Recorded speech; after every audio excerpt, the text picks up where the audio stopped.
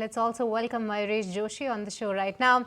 Hi Mayuresh, good afternoon. Good to be speaking with you. So Mayuresh, you're definitely, whenever we think of chemicals, we think of you. Firstly, help us understand that what's your current take on the chemical pack, because that is one of the export related plays, and what's been happening in the Europe.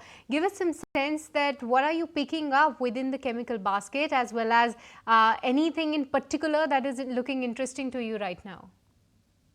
Afternoon, Shrishti. No, I think two things. One, I think the expectations in terms of the entire supply chain, when you talk about chemicals as a space, there is one part of the chemical basket which is highly commoditized, including players in the soda ash space, as an example, where China has a huge dominance, and the other spaces which in reality belongs to the specialty chemical space as well, where there are niche players and where the expectations in terms of core applications are limited to those niche players. Outside this universe, obviously, I think the third space within the space itself is agrochemicals as well, which is expected to do well as well. So based on our internal rating rankings, the numbers that we've probably seen, the earnings that we've witnessed so far, agrochemicals as a space probably looks better poised at this juncture, Srishti, on two counts. One, I think the expectations of a rural recovery, better monsoons, La Nina conditions evolving would probably mean that agrochemicals generally as a space and specialty players within the spaces might actually continue doing well, based both in terms of volume expectations expected to improve significantly. Farm gate prices have probably seen a better juncture at this point of time, and input costs have remained far more stable. So I think a clear-cut leverage expected to play for a specific amount of agrochemical players. So players like Coromandel as an example, players like Paradeep Phosphate, which are doing backward integration, Paradeep specifically as far as phosphoric acid and sulfuric acid are concerned, should do well. As far as the specialty chemical basket is concerned, and as far as the European market is concerned, the expectation largely is that demand should start picking up going forward as well. You've seen a period of lull as far as the European markets are concerned as well. And therefore, the hope is that as we head into the second half of this calendar year, demand should start coming back very, very steadily. Inventory levels are at low levels as we speak. And therefore, as restocking happens along with improved demand, the pricing element should probably improve as well. Therefore, I think a few players who are exporting to Europe should do well. Specific players like an SRF, specific players like a PI Industries, the second half should be relatively better, because what we've probably seen in terms of these HVAC players, second half surprisingly is better because of the summer season that probably happens, and refrigeration, which is a big part of the business, where a lot of changes have also happened, both regulatory and quick environment perspective as well, should see better volume and pricing growth as well. So I think specific pockets within this space, Srishti, in my opinion, should continue showing better earnings resilience and trajectory. Okay, that's the take coming in on where there are opportunities within the specialty chemical space. Just looking at the broader end of the market, Dixon, KEI, IRFC, CDSL, these are the pockets wherein you are seeing some weakness. And that's the case with BSE as well. That's really getting, pressured. About 4.5% is the kind of downtick that you're seeing on BSE. Let's just bring up the 52-week chart for BSE, because I think these capital market related themes, they fell the last, which is why in the last 52 weeks, you would still see a solid gain of 90% on a BSE or many others as well. But in just the last 1 month or, month to date, perhaps, that's where the weakness has crept in. Kunal, how's the chart for BSE looking? Yeah, I think after this, recent move, the last 5-7% move on the downside for BSE, it seems as if that the stock has broken a major support for itself. So the structure which was extremely positive for BSE, that's reversed, that's changed, and now we are looking at a potential continuation of downtrend for the stock on the near term. In fact, in the last 3-4 days, I was actually expecting that maybe the stock would hold on to that 4,200, 4,250 mark and then bounce back from those levels. But the fact that the stock was unable to bounce back, and the first day where the markets have gone through a mild bit of a correction, the stock has reversed its course and then broken below the previous 2-day, 3-day swing lows. So that indicates that the structure for the stock is on the downside. Would expect the stock to drift further lower. Right, that's the day coming in on BSC. But today, of course, the FMCG basket is doing pretty good for itself.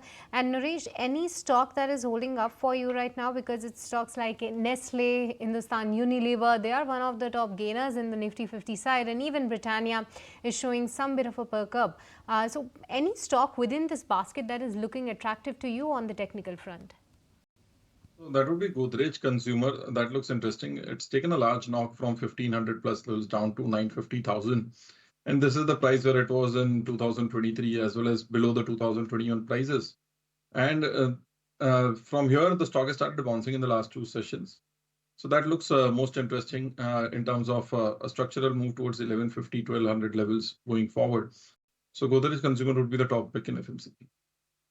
So let's watch out for Godrej Consumers. But Mayuresh, talk to us about the two-wheeler pack, because all these two-wheeler OEMs, be it Hero MotoCorp as well as Bajaj Auto, we have seen almost 50% correction from their higher points, while TVS, of course, has outperformed some of its peers, and lesser correction is what we have witnessed. But what's holding these two-wheeler stocks back, Mayuresh?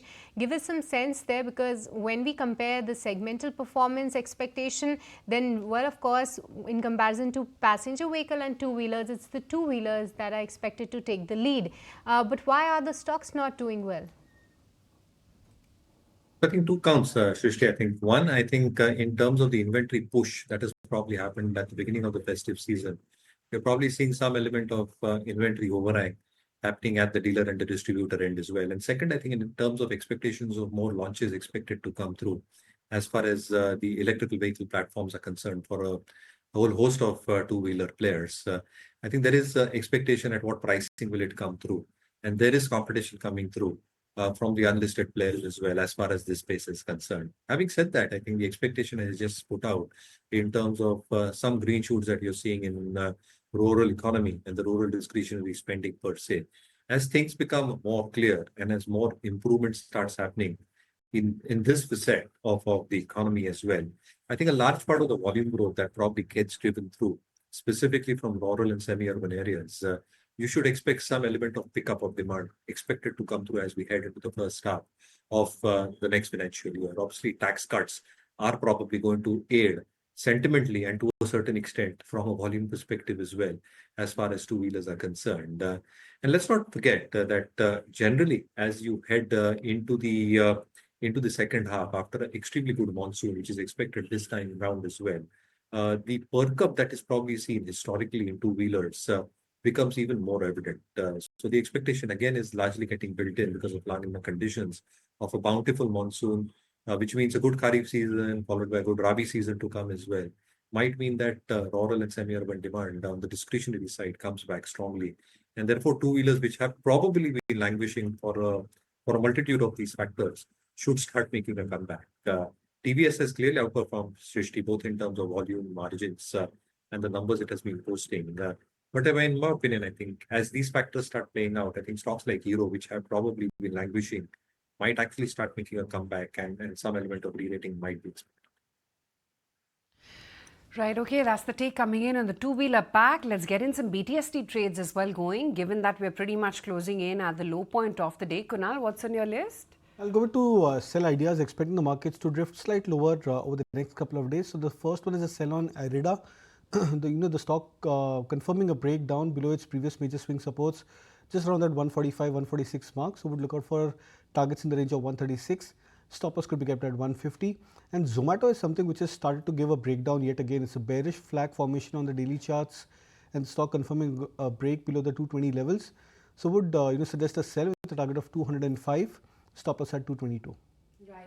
Naresh, what about your BTSD trades? So that would be a sell and a buy. First would be a sell on Dixon Technologies. The stock is broken down fresh. Could see further downticks. Stop loss at 13,500, target price of 12,500. Buy on Power Grid. The stock has taken out the recent swing highs. Low beta stock. Could expect some more move towards 275 to 278 levels. Stop loss at 268. All right, let's watch out for these counters. But moving on, and the top global voices remain bullish on India, wherein Chris Wood calls India the best structural story, while Jim Walker says policy stability makes it a standout time to double down, wherein Florian Neto sees India's fiscal path as strong but finds mids pricey. And meanwhile, Vivek Paul bets big on India's AI pivot. Let's go across and listen into them. Given India's already corrected a lot, it will fall less. But the key market that will outperform if the US market's going down, well, there'll be the two markets which have got a chance of outperforming in the nearest. Well, they have been outperforming year to date, and they can do so more, I would say, are China and India. So China, I've increased my position in China in the last few months. China bottomed last September at about 8 times earnings. And although China is not booming, the Chinese market can double just on Chinese consumers going from pathologically cautious, which is what they were last year, to moderately cautious. The state of policy generally, so monetary policy, fiscal policy, and exchange rate policy. India looks to, I said this in a report that went out yesterday to our clients, that India looks better to me now than at any time in the last 30 years in terms of policy stability. You know, I've said to clients this week that this is the time to absolutely double down on the long on India, go much, much longer. And although worry about the valuations in the Indian stock market, my view is that economic growth is going to take off from here. And those valuations will be very quickly supported by corporate earnings and by economic growth. We do feel that the valuations that we are seeing on mid-cap is still a bit expensive compared to what we are seeing from an earning revision ratio on the market. Of course, you can selectively find some stocks, but in general, we do feel that now on the large cap, most of the resit on the valuation has been happening already. The Chinese rally is a tactical rally for now, in our view, but it can become more sustainable. So the question is on the leadership. And we do feel okay having an overweight on India and an overweight on China today in our portfolio. The overweight on China is not sustainable yet, and earnings there is not good enough yet. Okay. So there is good prospect for Chinese companies to deliver more because the business environment is evolving. Structural opportunities are sizable in India. So if we were thinking for anybody with an investing horizon 5-10 years out, we would be building portfolios today using our core IP where you'd hold a greater allocation than a benchmark weight. And that's true for the bond market, that's true for the equity market as well. And that's a function of structural dynamics being positive for India. But on the structural side, the demographic sort of forces underpinning India are really strong.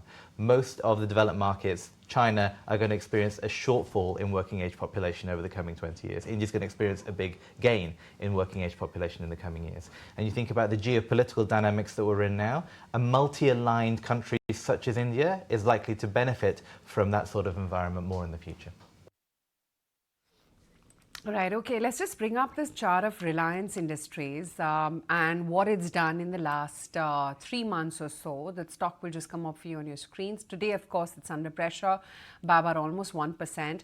And this after Macquarie upgrading Reliance as of last week to now an outperform, noting a series of incremental positives over the next 6 to 12 months. They're saying that the bull-bear scenario is weighted new target price of about almost 1,500 is where they see the stock now at, which is about almost 15% higher than their previous target price on the stock. They're saying that they expect a better incremental earnings momentum and potential spin-off as well, which they think is going to support Reliance's share price.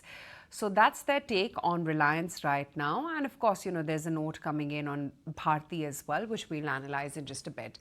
But that's that on Reliance. That's how the stock has actually been And we've been analyzing that each time the stock has actually hit a low, how much it's rallied in the next 3 months post that, or in the 1 month as well after hitting that 52-week low.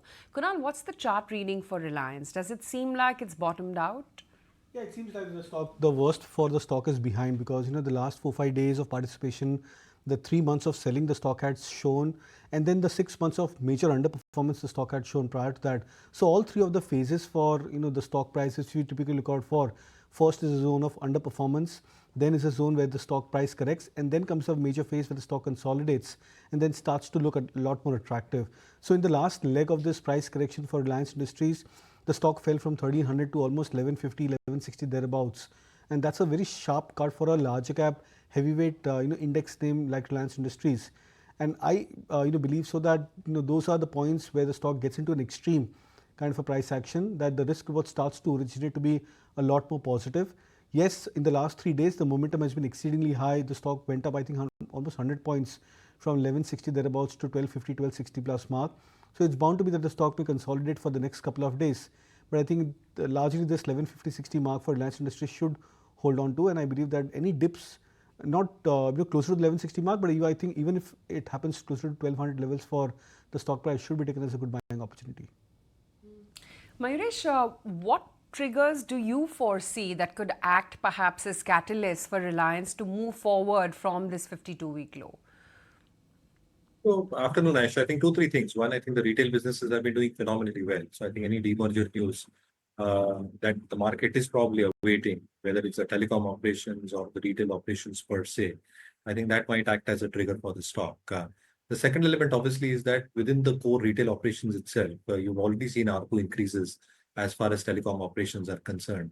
How sustained are these increases going forward is something that the street would ideally like to see, which creates huge amount of leverage onto the individual telecom balance sheet, as well as retail. I think the kind of store openings that Reliance Retail has been doing, the majority of these stores, as that takes place, with discretionary spending expected to come through, with consumption expected to make a big comeback, specifically after tax cuts starting from the first half of the next financial year. I think that can be a huge boost for the retail operations itself. And third, I think in terms of the new businesses or the new energy operations, how are they probably going to capitalize that, along with stability that is probably being expected, both in terms of the oil to petchem business and some hope with the Chinese recovery in terms of downstream product prices, which might actually prop up the overall ROEs, also assuming that debt equity levels stay at manageable levels. So I think these 2-3 things might actually work in favor for Reliance over the medium term. So that's the take coming in on Reliance. But today, of course, one of the stocks within the diagnostic space is doing well, and that is Dr. Lal PathLab, holding on to the gains of 4%. And that's been the case since the start of the day. What we are seeing is that, well, of course, there's been a lot of chatter with respect to the tariff risk when it comes to the pharma majors. But when it comes to the diagnostics, they seem to be a bit better placed. But Kunal, if I can quickly have your take on Dr. Lal PathLab. How do you see the stock set up? Because off late, the stock has been doing decently well, and for the past 3-4 days, I believe that it's been on the up move. Yeah, it's been on the up move, and from 2300 levels, the stock has come back to 2600 mark. But apparently what happens is when stocks come back into a peak of momentum, and when the market starts to reverse, or at least show signs of mild reversal, there are bound to be these stocks which may look attractive in terms of breakout. That's the way these stocks, they generally tend to reverse course for themselves with very near-term charts. So I think rather than buying this on the very steepest degree of momentum, I think one needs to wait out for a point where the stock would show signs of reversal.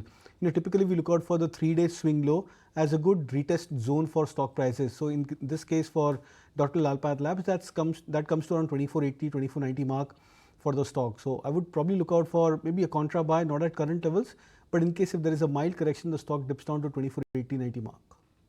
All right, that's the technical check coming in on Dr. Lal PathLab. But with this, would like to thank Mayuresh as well as Kunal and Naresh for taking the time out and speaking with us this afternoon. So as we wrap up the day, though, on the first